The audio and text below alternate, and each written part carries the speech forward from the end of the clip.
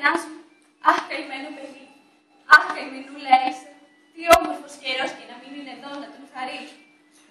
Μα θέλω να τα αισθανθώ. Έφερα αυτό το μαχαίρι για να σκοτωθώ. Αλλά δεν θα σκοτωθώ. Πόσο χαίρομαι που σε βλέπω. Γιατί? Είναι τόσο κοπιαστική για μένα αυτή η μέρα, νεαρή κυρία, που η ψυχή μου αποζητά μια στιγμή καλήνης. Και να με καλή μου τύχη σε έφερε μπροστά μου. Ήσασταν στη συνεδρίαση. Ναι, μου. Γιατί παρευρέθηκες? Μου προσέφεραν χρήματα για να ματαιώσω τον αγώνα. Και εσύ, τι είπες? Τους είπα ότι είναι ανόητη. Αλλά ας μην μιλάμε λόγια αυτούς, Έλισσα. Σήμερα είσαι ακόμα πιο όμορφη από ό,τι ήσουν χθες. Αυτό είναι σίγουρο σημάδι που μου αρέσει. Πιστεύεις ότι μπορώ να σε σώσω? Όχι. Δεν το πιστεύω. Δεν αισθάνθηκα προκαλυμμένος, μάλλον αυτό δείχνει το πόσο μου αρέσεις. Να είμαστε! Εμείς είμαστε οι καλύτερες φίλες της Έλσας. Χρόνια τώρα είμαστε σαν αδελφές. Από παιδιά. Ήταν η εξυπνότερη από όλες μας. Ήταν η πιο καλή από όλες μας. Κανείς ποτέ δεν στάθηκε τόσο καλός μαζί μας.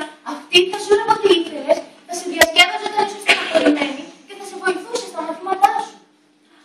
Εμείς πέρα πως σταθήκαμε. Αλήθεια θα αγωνιστείς μαζί του.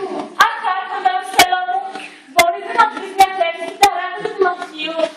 Δεν θα σου κάνω θανάτες και να ζητήσεις. Θέλουμε τόσο να δούμε τη μάχη.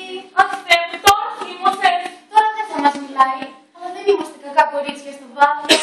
Νομίζω ότι ήρθαμε επίτηδες για να μην προλάβεις από την εθνική στην Εύσα. Αλλά δεν ήρθαμε επίτηδες. Ο Χένρι μας είπε να έρθουμε για να μην σας αφήσουμε μόνοι. Μα δεν τον έρθουμε και να σας πιάσουμε την κουβέντα. Και να μας ήρθαμε πιτσοπούλες. Αν δεν φλιαρούσαμε, θα κλαίγαμε. Αλλά βέβαια, δεν ξέρεις εσύ τι ντροπή είναι να κλαίει κανείς μπροστά σε ξένους.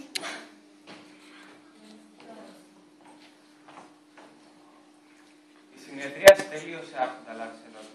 Η απόφαση για τα όπλα σου υπάρχει. Συγχώρεσέ μας. Λυπείς μας τις τυφωνιάδες που είμαστε.